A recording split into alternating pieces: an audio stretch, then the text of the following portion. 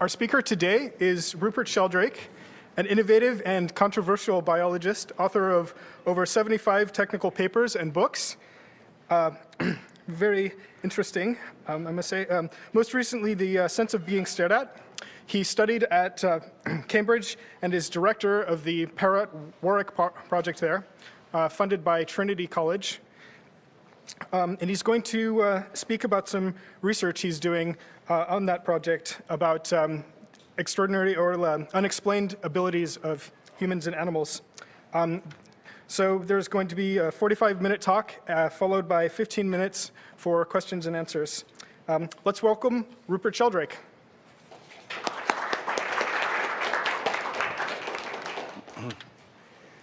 Oh dear, the slides have gone on to... Sorry, just a moment. Okay.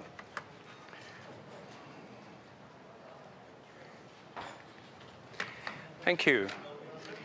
I'm talking about the extended mind, the mind beyond the brain. And I'm going to start with a few reflections on the nature of consciousness. We don't know how consciousness works or what it does. This is one of the things which in science is sometimes called the hard problem, because there's no known obvious reason why we should be conscious at all, or exactly how the mind works. And consciousness studies is one of the most exciting frontier areas of science today. What I'm going to suggest is that our minds are field-like, that they're not confined to the inside of the head. They spread out into the environment around us. And because our minds are extended beyond our brains, they can have effects at a distance, which are surprising from the conventional point of view, and help to make sense of a range of controversial phenomena like telepathy. So the first point is that the question of where is the mind located. I'm suggesting that minds are field-like and spread out beyond brains in a similar way to the way that magnetic fields spread out beyond magnets, cell phone fields spread out beyond cell phones, and the Earth's gravitational field stretches out far beyond the Earth. These fields are within and around the material systems they organize. And I think the same is true of our brains. The place where this becomes easiest to understand is in terms of vision and the question of how vision works. Most people think they know how vision works, and science has told us a great deal about it. And what we know is that when you see me standing here now, for example, light is reflected from me, goes through the electromagnetic field, inverted images appear on your retinas, changes happen in the cone cells, and then impulses travel up the optic nerves and various bits of your brain become active. That's what happens during the physical side of perception. There are two problems here. First of all, there's no explanation in this as to why you should be conscious at all. That's simply not explained by describing what happens in the nervous system. And the second problem is that, according to the standard view, all this is supposed to be happening inside your brain. If the mind is nothing but the brain, which is the usual assumption within the academic and medical worlds, mental activity is nothing but brain activity, everything you're seeing is inside your head. Somehow, miraculously, in an unexplained way, changes in your nervous cells lead to a kind of virtual reality display inside your head by which you see what's going on in the world. So right now, for example, somewhere inside your head, there's a little virtual Rupert somewhere in your brain, and you think it's out here as I'm standing here talking. If you look at the sky you're seeing is an image of the sky inside your head, so your skull must be beyond the sky. A recent paper in a leading consciousness journal was called, "Is Your Skull Beyond the Sky?" Because if the sky you see is inside your head, the skull must be beyond the sky. The answer of the author was yes. My answer would be no. In fact, I suggest the very common sense view, a view that's so simple it's hard to grasp, that when you're seeing something, the image you're seeing is where it seems to be. Your image of me is located not inside your head, but right here. It's in your mind, produced by your mind, but it's not in your brain. It's projected out. And I'm suggesting our whole visual experience of the world is projected out to where it seems to be. Our minds are projecting out all that we see. So vision's a two-way process, light coming in and the outward projection of images. This, I suggest, happens through what I call a perceptual field, which is a kind of morphic field, another category of field that is part of a theory I've developed, which I don't have time to explain today. But it's a field phenomenon, and in a sense, your mind reaches out to touch what you're looking at. The image of what you're seeing is superimposed on what's really there. Sometimes it's not, as in a mirror reflection when you have a virtual image, or in an illusion or a hallucination, but usually it is. So what I'm suggesting is that you can, by looking at things, your mind touches them. There's a sense in which you might be able to affect things just by looking at them. Is this true? Can you affect anything by looking at it? Think of another person. Can you affect another person by looking at them? Of course, if they see you looking at them, we all know you can. But what if you're looking at them from behind, through a car window, for example, no sun, no smell, they can't see you're there, they don't know you're there. Can you affect them just by looking at them? Well, most people think that that does happen. 90% of the population have had the experience of feeling that sometimes when they're being looked at from behind, they turn around, someone's looking at them. Surveys show that more women than men have had that experience. It's still a very large majority. More men than women have had the experience of looking at others and making them turn around. But most men and women have had both these experiences, and I guess most people in this room have experienced these things personally. So the sense of being stared at is a well-known phenomenon. It's found all over the world. Children know about it, adults know about it, but it's not part of the standard scientific map. You won't find any reference to it in psychology textbooks. There's virtually no research literature on this until about 15 years ago. And it's extraordinarily under-researched in spite of the fact it's very well known. The standard scientific education that most of us receive makes us think, well, this must be some kind of illusion. So probably most people in this room have been trained to dismiss the phenomenon by saying, oh, it's just a coincidence. You turn around all the time. If no one's looking at you, you forget about it. If they are, you think there's some mysterious sense involved, but it's really nothing but either coincidence or peripheral vision or something like that. That's the standard way of explaining it away. But now many experiments have been done to test whether this is real. And the simplest experiment involves people working in pairs. One sits with a blindfold with their back to another. The other person either looks or doesn't look at them in a randomized sequence, and in each trial the person has to guess if they're being looked at or not. Hundreds of thousands of these trials have been done. The overall results show a positive, very significant effect. When things are repeated over hundreds of thousands of trials with many independent replications, they become very significant, even though, as in this case, the effect is fairly small. These experiments have also been done in Amsterdam in the Science Museum, in one of the largest experiments ever conducted for more than 20 years. This experiment's been running. More than 20,000 participants have taken part. The results are, again, overwhelmingly positive and significant. Rather surprisingly, this phenomenon also occurs through closed-circuit television. Various experiments have been done whereby people's skin conductance is measured with electrodes on their fingers. This measures emotional arousal. And it turns out that there's a significant change in people's emotional arousal when they're being looked at through closed-circuit television by someone on a monitor in a different room. This work's been replicated as well. One of the people who's done it, Marilyn Schlitz, is right here in the Bay Area. Indeed, she's right here in this room. So there's now a substantial body of work showing that people can tell when they're being looked at, even through closed-circuit television. This is something which has become of great interest to the security agencies, and I can't divulge exactly who or why, but I can tell you that the security forces are very interested in this question. Could a potential terrorist, for example, tell when they're being watched through closed-circuit television? The answer to that is probably yes, if they've trained their sensitivity a bit.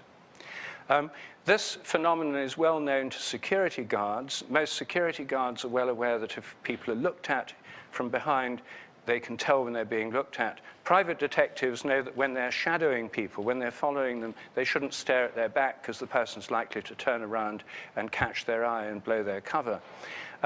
People in the martial arts know about this, and there are martial arts methods for training your sensitivity to feeling people's intentions or looks from behind. And in the closed-circuit television industry, which now involves millions of CCTV cameras engaged in surveillance work, many operatives know that you can affect people by looking at them.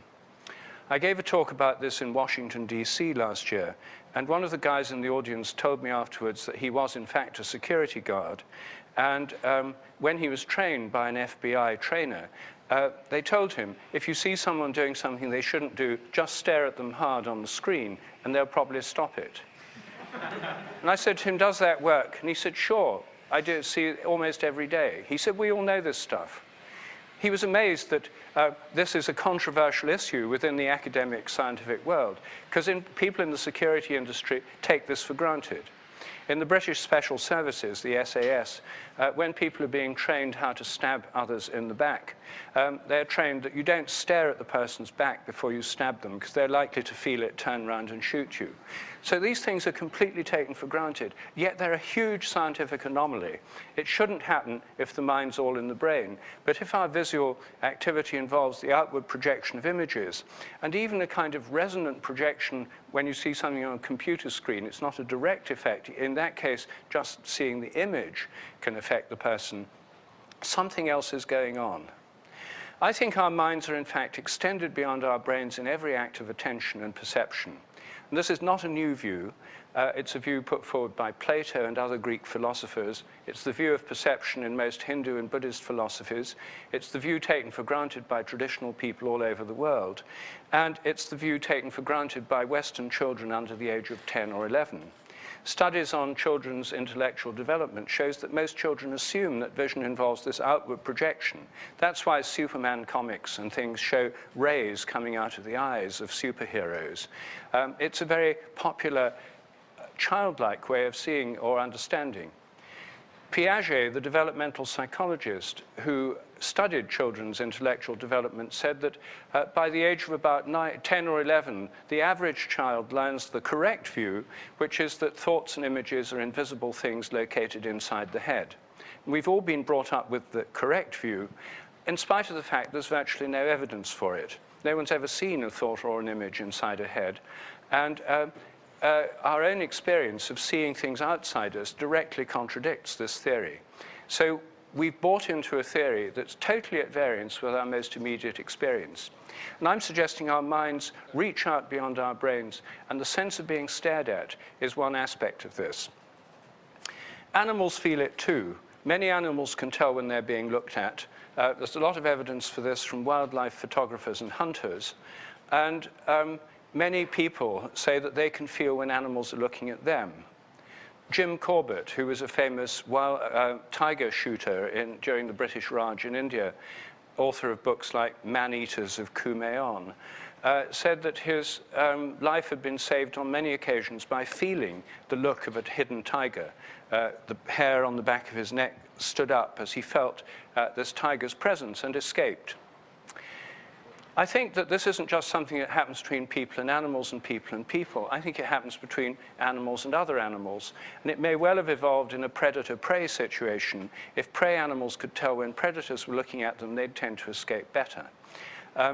And the natural history of this is virtually uninvestigated because it's been a taboo area, not really on the scientific map until quite recently. Anyway, as I say, this is an area where there's research going on actively at present. And it's one of the ways in which our minds seem to be extended beyond our brains and have effects which ought not to occur within the standard view of things, but which do seem to occur and which most people have actually experienced themselves. And this is one of the phenomena that I call a mystery of everyday life. It's something almost everybody, even every child, knows about. But most scientists have been trained not to think about it or to dismiss it because it doesn't fit the paradigm or the model. If we move to this extended mind model, it makes good sense. There's another way in which the extended mind idea makes better sense of our experience than the idea that it's all in the brain. And that's to do with the way that social animals are coordinated with each other. All social animals have to work together, by definition, in a harmonious way for the society to hold together. And this is shown most graphically in the case of flocks of birds. Here you see a flock of starlings. The flock can fly together. They can turn immensely quickly without bumping into each other. Here are some other pictures of flocks of birds, of starlings, and the astonishing maneuvers that they make. Some of you will be familiar with animation, computer animations of bird flocks like Craig Reynolds' classic Boyd's model from the 80s, which seem to show you can just explain it by nearest neighbor sensations. Actually, you can't. Those models are biologically naive. They assume that birds look at their nearest neighbor, process the information, adjust their flight, and change direction. That takes a lot of time. Nervous systems work slowly compared with computers. And the birds are reacting too fast for that to happen. The best computer models are field models that treat the whole flock as a field phenomenon. And I think they are indeed field phenomena, that members of social groups are linked through social fields or morphic fields of the social group. The same applies, of course, to schools of fish, like this one. And especially when predators attack, they can scatter in different directions very rapidly without bumping into each other. The whole group seems to move as a unit, as a kind of field. And the individuals move in response to the field, which is both produced by the individuals and acts back upon them. It's more than the sum of the parts acting. It's a kind of emergent field phenomenon. I think all social animals have such fields joining them together, even when they move apart. A pack of wolves, for example, has a morphic field of the group. When some of them go away, like adult wolves go hunting to fetch food for the young that are left in the den, the field isn't broken, it stretches. And I think they remain connected at a distance through this stretched field. A change in one can affect the other through this field that connects them. That, I think, is the basis of telepathy. I think it's a normal means of communication among separated members of animal groups, or even non-separated members. I don't think it's paranormal, I think it's normal, I don't think it's supernatural, I think it's natural, and I think it's essentially a form of animal communication within groups. Another way of thinking about this is through quantum entanglement, and Dean Radin, who gave a talk here at Google some time ago, a few months ago, has written a book called Entangled Minds, suggesting that when people have close social relationships and interactions, their minds become entangled, so that when they separate, there's still an entanglement between them, so a change in one is reflected by a change in another. Quantum non-locality, entanglement of quantum particles, is well known, well documented, and it's in fact the basis of now technological applications in quantum cryptography and quantum computing. And what that shows is that particles that are part of the same system, when they move apart, a change in one is immediately associated with a change in the other. This is independent of distance, unlike many other physical phenomena. It doesn't matter if it's an inch apart or a mile apart. It's distance-independent entanglement or non-local connection. I'm suggesting something like that happens in the case of animal groups and in social groups in general, including human groups. And because I think it's basically an animal phenomenon that we share in because we're animals, rather than some kind of spiritual phenomenon that only humans have, my first studies on telepathy were with animals. And I started with the animals we know best, like cats and dogs and other animals that people live with and get to know very well, and which form bonds with their human companions. The first stage in this research was natural history. Every science begins with natural history, and no one had ever done this. So I collected lots and lots of stories about people, about their pets. What did they see in their pets' behavior that suggested something might be going on beyond normal sensory information? I soon collected thousands of these stories that I classified in a whole series of different categories on a computer database. The fact that people report these phenomena doesn't prove they're right about their reports. But for me, the plural of anecdote is data.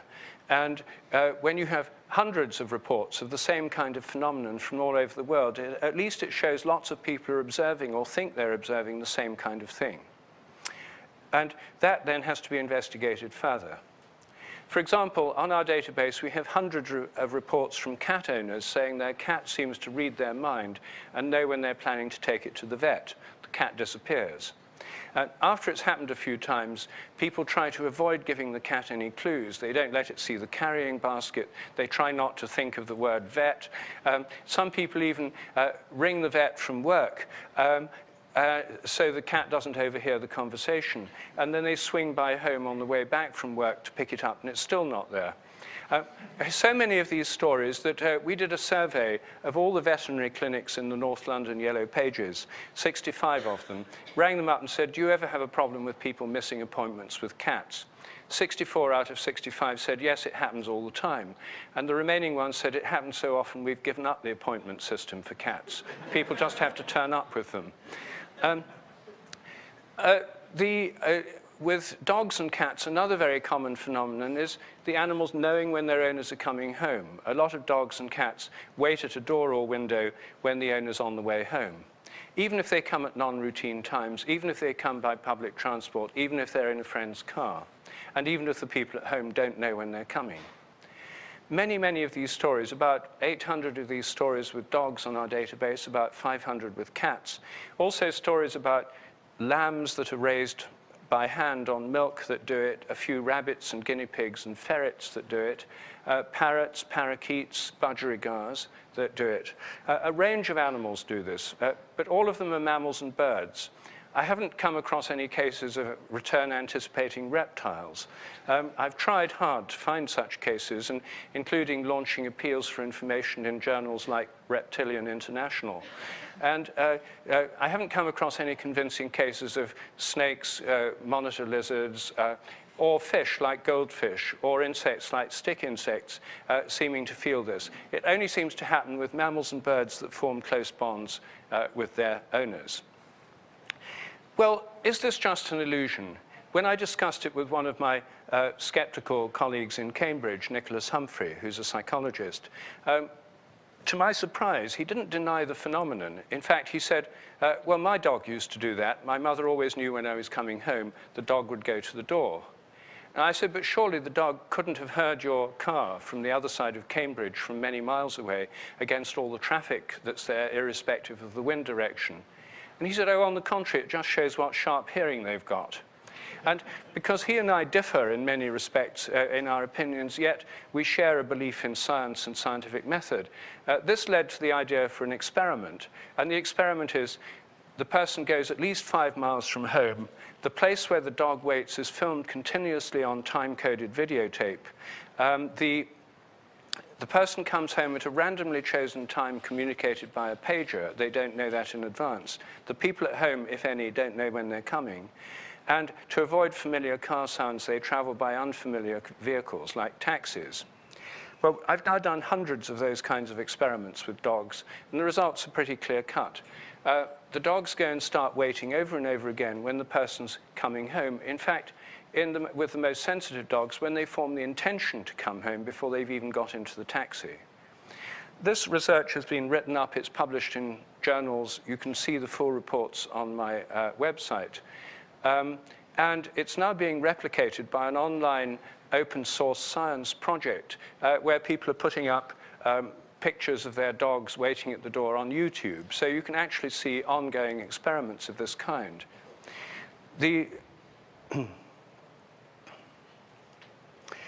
This slide shows a survey of dogs and cats that do this, a random household survey done in 2 locations in Britain and 2 in California. You'll see that about 50% of dogs are reported by their owners to anticipate the arrival of a member of the family. An average of about 30% of cats. For some reason, the Californian cats do it more than British cats. We haven't worked out why. But even in Los Angeles, where the most impressive animals seem to live, cats do it less than dogs. And that doesn't necessarily prove cats are less sensitive than dogs. It may just prove that some of them are less interested. In these experiments with dogs that know when their owners are coming home, we've done lots of these experiments. You can read the details online if you want to. But basically, what these graphs show is the number of seconds the dog stays at the window. And these are 10-minute intervals after the person leaves home. You see, the dog does sometimes go to the window when they're not coming home, like here and here. And when you see the videos, in most of these cases, they're going to look at things going on outside, to bark at passing cats and so on. They're obviously not waiting, but we've included all the data so there's no bias introduced by any subjective judgment. What you see is the 10 minutes of the first 10 minutes of the homeward journey, there, and there. The dogs are at the window most, and they're there also before the person actually gets in the car and the car starts moving.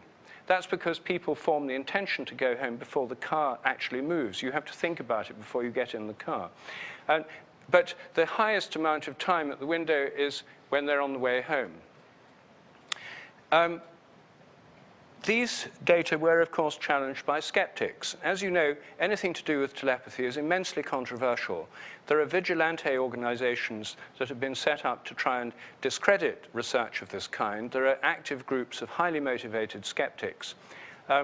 They vastly outnumber researchers in this field. The total number of subscribers to skeptical magazines in the US is about 100,000. The total number of full-time researchers in parapsychology is about 5. So they're outnumbered about 20,000 to 1 by well-organized groups of skeptics.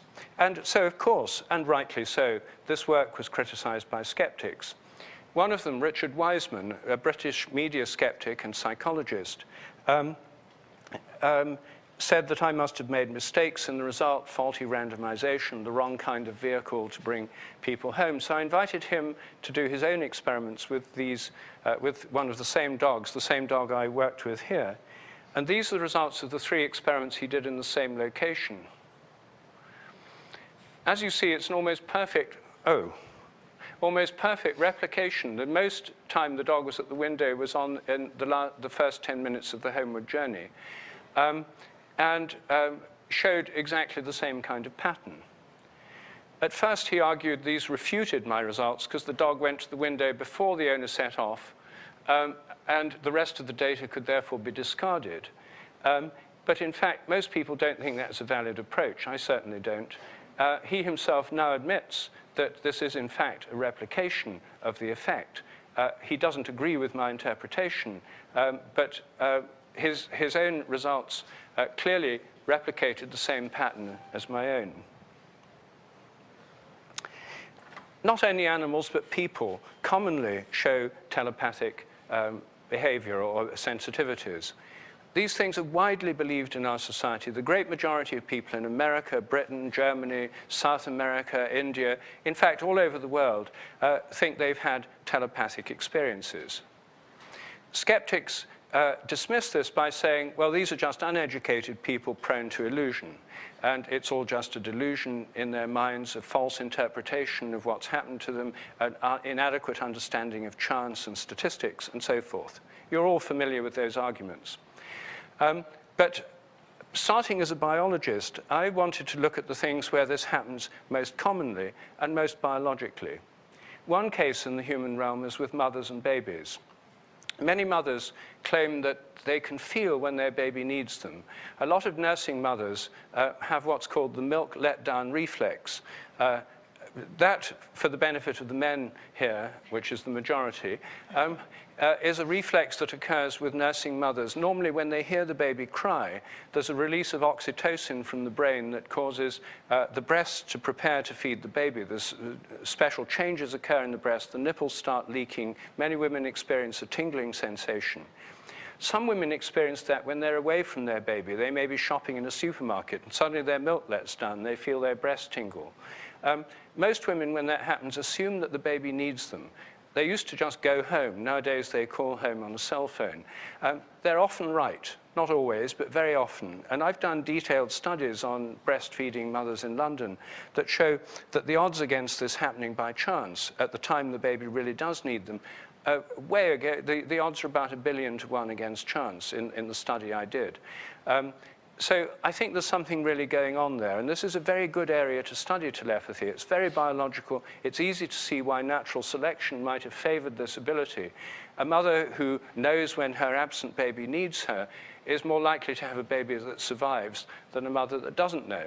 And so I think that natural selection favors these abilities. They have an evolutionary reason for being there. They're not just sort of curiosities on the very fringes of parapsychology.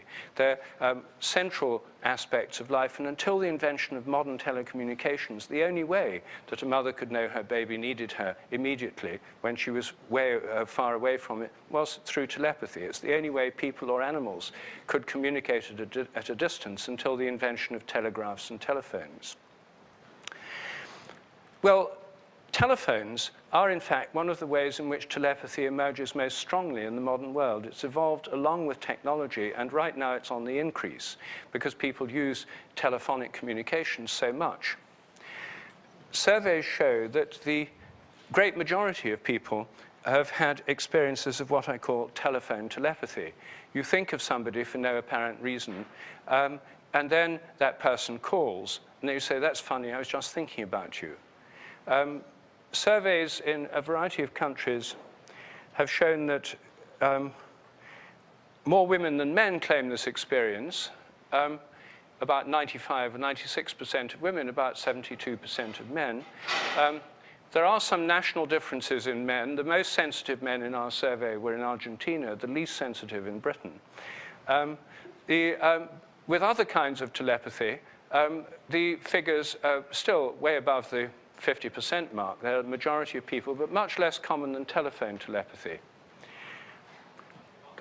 So what's going on here? It's very common. I imagine most people in this room have experienced it. Is this just an illusion? What do the skeptics say? Well, what the skeptics say, and what most people in this room have probably been trained to say, and probably heard said very often, is, oh, well, it's just a coincidence. You think of people all the time, one of them rings, and then you think, oh, well, it must have been telepathy, but you forget the millions of times you were wrong. A reasonable hypothesis, chance, coincidence, and selective memory, but where's the data? In science, it's not enough to put forward an armchair hypothesis. You need data. Skeptics have been advancing that argument for 100 years since the invention of the telephone, and there was not one shred of data to support it. And nothing in science deserves a free ride, and you need evidence. Anyway, I've developed a test to try and find out what's really going on. Is it just coincidence or not? For that, you need statistical experiments. And how I've been doing these tests is as follows. Imagine you're somebody who has this experience and you volunteer to be a subject in one of these experiments. You give me the names of 4 people you might be telepathic with, typically people you're closely related to, family members, girlfriends, boyfriends, close colleagues, people you know well. You give me their numbers and their names. You sit at home, you're videotaped continuously while you sit by a landline telephone with no caller ID system. We then pick one of your 4 callers at random using a randomizing device, call them up and ask them to phone you. They phone you. The phone rings. Before you pick it up, you guess who it is. I think it's John. You pick it up. Hi, John. You're right or you're wrong. It's an objective fact. It's on film. And your chance by getting it right by just guessing is 25%, 1 in 4. Well, in these experiments, the chance rate, the 25% chance rate is there, and the actual hit rate, 45%, is what we found. And this was with hundreds of tests, and the probability figure for this is 1 times 10 to the minus 12. In other words, this is way beyond what you'd expect by chance. This is a highly significant, statistically significant result. It's not just chance. Whatever it is, it's not just chance. We then did these tests where 2 of the 4 callers were strangers that people had never met, but whose names they knew. The other 2 were people they knew well. And here we found with the unfamiliar callers, the success rate was pretty well at the chance level, just above. With the familiar callers, it was way above chance, in this case 52%. So these telephone telepathy tests are a new way of testing for telepathy. They've given highly significant positive results. There's no effect of distance in accordance with other research on telepathy. We did some of our experiments with young Australians and New Zealanders who'd recently arrived in London, whose nearest and dearest were at the Antipodes, the other side of the world. Their hit rates were actually higher with people in Australia and New Zealand than with new acquaintances in England, showing that what matters is emotional proximity rather than physical proximity. And this has now been replicated in a number of studies at Cape Town University, at Amsterdam University by Dick Bierman and his colleagues, and recently at Freiburg University in Germany. And it was also done as a replication for a TV show in Britain under controlled conditions with the Nolan sisters, who were an 80s girl band. And that's now available on YouTube. You can actually see, there's a 5-minute clip showing that experiment. You can get to it through my website, www.sheldrake.org. But if you're interested in seeing one of these tests, you can do that easily enough. The latest evolution of telepathy is in connection with emails. The same kind of things now started happening with emails. Lots of people think of someone, then they get an email from them. They say, that's funny, I was just thinking about you. We've done very similar experiments with emails, 4 emailers, random choice of who's going to email you. People have to guess just before they get the email who's sending it. We have fixed times for this experiment. You know that you'll get an email at, say, 4 o'clock. So at 3:59, you have to send me an email with your guess. Then the person sends their email at 4 o'clock and with a CC to me. From the emails themselves, we know to the exact second when the guess was sent and when the actual email was sent. And so we can show that the guesses are made before the email has been sent. It's built into the technology. We've done those also with people being filmed for security reasons to make sure they're not cheating by means of mobile phones, regular phones, MSN Messenger, or anything like that. And the results of the email experiments show a similar effect. The chance level of 25%, the film tests 47% is the hit rate. And again, we get a higher hit rate with the familiar than the unfamiliar callers. We also found no effect of distance in these email telepathy tests. Well, these tests lend themselves to automation. And I've recently been, in the last couple of years, developing a whole set of automated online tests for telepathy. Some of them are automated email tests. The whole of this can be done online, where you register online, you put in the names of your emailers, the computer selects an emailer at random, asks them to send you an email by sending them an email. So the whole thing's done by email, and all the results are recorded in an online database. I also have a similar experiment working with text message tests on mobile telephones. And those, both the email and the automated text message tests are giving significant positive results. These are being done by anyone who wants to do them. It's completely open science. I don't know that some of those people couldn't have been cheating. Perhaps they were. There's not much incentive, I think, to cheat because most people are trying to find out how telepathic they are, and there's no point doing it if you're cheating. But some of them could have been. The only way to deal with the cheating thing is for anyone to do it themselves. If you do it, you'll know if you're cheating or not. You could do it with a group of friends who you trust and see what the group results come up with. These can be set as classroom experiments in colleges and schools, and some instructors are already doing this. And when you register for the test, you put in a group name, and people could then recover all the results from that group name online, on the online database. So in some universities, instructors have set these as homework assignments. In a study in scientific methodology, it triggers off a very lively debate among students. It gives results generally positive, which bring in debates about the nature of statistics, and also a debate about could some people have been cheating, and if so, who? The only way you can really guard against cheating is either by trusting people, which you won't trust me if you're a skeptic or anyone else, but you can trust yourself and your friends, hopefully. or by having experiments done under oppressively rigorous conditions where people are strip searched for hidden mobile phone devices, implanted telephonic tooth implants, and spy-type equipment. Skeptics will go to any length to say that people must have been cheating. And actually, there's only a limited number of precautions you can take against it in practical terms. So that's why by having these experiments wide open for anyone to do, at least you can organize your own group, do your own test. And this area of research can now be participatory. You don't have to take my word for it or anyone else's word. These are all published in peer-reviewed journals. You can read the texts online on my website. But you can do it yourself as well. The latest experiment, which has only just become technically possible, which is now being programmed in England and should be ready soon, is an automated straight telephone telepathy test where you register online. If you're picked to make the phone call, you get a text message or an email telling you to call your friend. You call a landline number, which is, say, a dedicated landline number. You get a message welcoming you to the test. You give your group number so it knows who you are, who the people are involved in the test. And then it rings the subject and says, there's one of your callers waiting on the phone to talk to you. Who is it? Press 1 for Jim, press 2 for Susan, press 3 for Bill.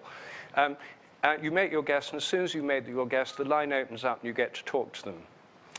These experiments, I think, have the potential for being very popular participatory experiments.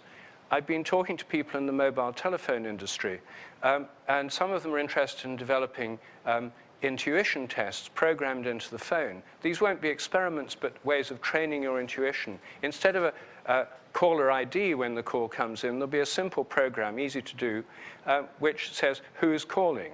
And then quick key, you can have a quick key thing. You press 1 for Jane, 2 for Jill, 3 for Bill, etc. If you don't know who's calling, if you're in a hurry, you just answer it and you pass.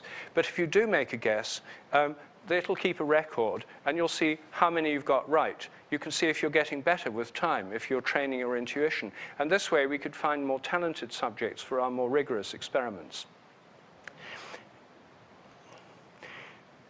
I have a variety of online experiments proceeding right now. Another one is a photo telepathy test. And what that involves is two people do this test. One of you, when you register, you upload a photo of one of the people. There's a series of 20 10-second trials. And in each trial, the subject just sits there. It says trial 1 begins, and the 10 seconds pass. The other person either sees your photo, or they see a photo of something completely different. At the end of 10 seconds, a box comes up. Was your partner looking at your photo? Yes, no. You click. And you can have feedback or not as you choose at the beginning of the test. The data are all stored online. It's a fun experiment to do. And I'd like any feedback you have about how best to spread these kinds of experiments. But several people have suggested this would work very well on Facebook or other social networking sites, because the problem I have is to get people to go to their computers at the same time as other people to do experiments. Most people are too busy. It's hard to arrange. In Facebook, they're all online. You've got people online anyway waiting to interact, and here's a way they can interact in a way that's fun to do. And can you tell if someone else is looking at your photo? The results so far suggest that people can. Positive, significant results. I also have a joint attention test designed to answer the question, when you're looking at the same thing as somebody else, do your minds come into a kind of resonance? Can you tell when someone else is looking at the same thing as you? In that test, there's 20 trials. Each trial has 2 pictures. By chance, you're looking at the same one or a different one in each trial. And after 10 seconds, each of you has to guess, was your partner looking at the same picture? That, again, is giving positive above-chance results. If joint attention works so that there's a kind of resonance you can actually feel when one other person's looking at it, what about real television? What about So 50 million people watching Obama's acceptance speech at the Democratic Convention. Now, that's a bad example for doing an experiment because everyone knew it was happening. But with regular TV, if you went into a room, 2 rooms adjacent, 2 booths, each have TV running. One of them is showing live TV that's actually playing right now to millions of people. The other one's showing a TiVoed or recorded program that was broadcast hours or days ago that probably no one else but you is watching at this moment. Can people tell the difference? Interesting experiment, huge relevance to modern media, which involve millions of people having their attention focused on the same thing at the same time. No one knows the answer because that experiment has not yet been done. But I mention it because some of these experiments are immensely relevant to modern media. Many of them are very cheap to do. Many of them very simple to do. Many of them work through interactive websites. And I think this is an area of research which can not only involve a lot of people, but can also involve a kind of public debate about the results. The results can be, the programming can be transparent. All my tests, anyone who wants to can see the coding, study the randomization system, and so forth. And in Britain, I've recently been doing a project with one of our leading skeptics, a very intelligent and reasonable skeptic. Some are dogmatic, ideologically motivated, and I think go way beyond any limits of science and reason in bigotry and prejudice. But we have one in Britain, the editor of the British Skeptic magazine, Professor Chris French, who's a friend of mine, and he's been running some of my tests himself while I've been here on the West Coast over the last month or two. And when I get back, I'm going to find out just what he found. So far, looking online, the results he's got are coming out positive and in line with the kinds of tests I've been doing myself. But this is something where open-minded skeptics and proponents can cooperate on research, where the results can be easily obtainable, and where there can be research going on way beyond the narrow limits of academic laboratories with papers just in peer-reviewed journals that no one reads anyway, to participatory research which can engage large numbers of people. So that's more or less the state of the art. And a few other people are engaged in this kind of thing. There are a number of researchers in parapsychology and psychology doing this kind of research. 1 or 2 other people are doing online tests, notably Dean Radin, who spoke here at Google recently.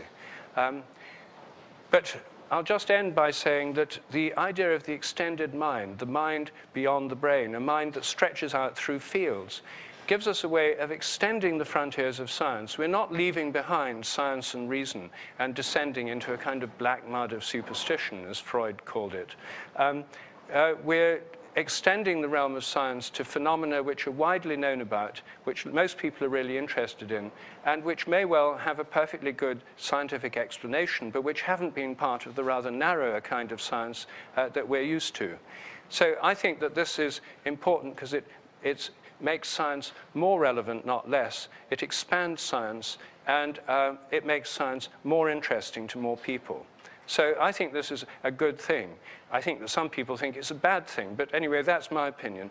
And I'd be interested to take any questions or comments that you may have.